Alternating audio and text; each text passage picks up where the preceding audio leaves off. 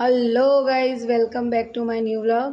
તો આજે દેવ દિવાળી અને બપોરના વાગ્યા લગભગ 2 અને અહીંયા દેવ દિવાળીની તૈયારી ચાલી રહી છે. જોઈએ મમ્મી શું કરે.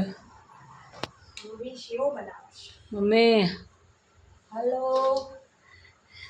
બોલો શું ચાલે? આ શું દેવ બનાવ્યું? દિવાળીની તૈયારી. શું બનાવ્યું? આ સેવ બનાવી હે નહીં ચણાના લોટની. બેસનની? છોકરોને ભાવે એટલે ચણાના લોટની દેવ દિવાળીની સેવ બનાવી. સેવો તે આજે ના કરાય અત્યારથી 2 વાગે બપોરે રાતે ગળુલ્યો છે.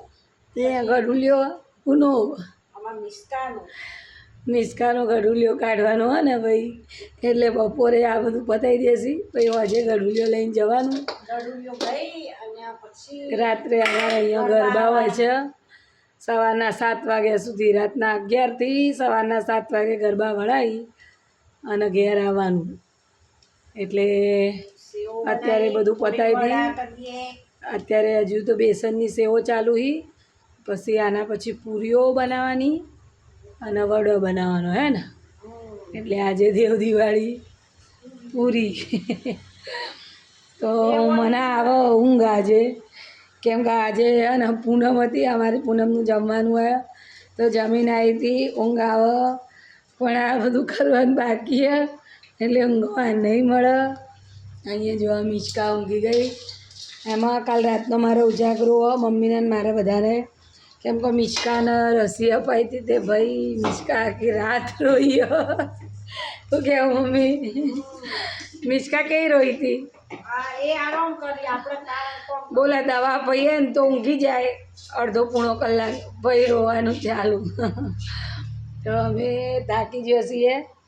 પણ મમ્મી બધાને દેવ દિવાળીની શુભકામનાઓ. આવજો ગરબા હેપી દેવ દિવાળી.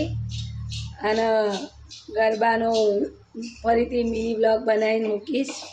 અમારા ગરબા બહુ સરસ થાય છે અને સ્મિતા મકવાણા આવવાની છે આજે. તો મળીએ પછી ગરબા નાઇટમાં. મમ્મી ત્યાં સુધી બાય બાય.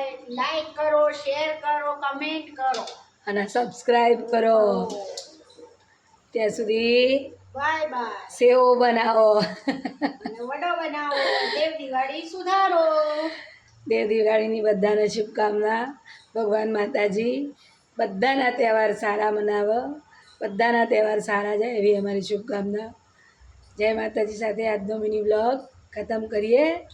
મળીએ ફરીથી નવા મિની બ્લોગમાં. આપણે ત્યાં તો સુધી દિવાળીમાં બધો તરીને હોય, પણ આ દેવોની દિવાળીમાં લોઢીને ખાવું જ જો.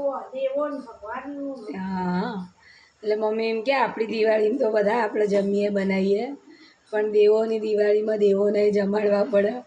એટલે આજે જે પણ કંઈ બનશે એ પહેલાં ભગવાનને ચડશે, મંદિરમાં ચડશે, પછી અમે લોકો ખાઈશું. તો મળીએ પછી નવા મિની બ્લોગમાં. ત્યાં સુધી બાય બાય.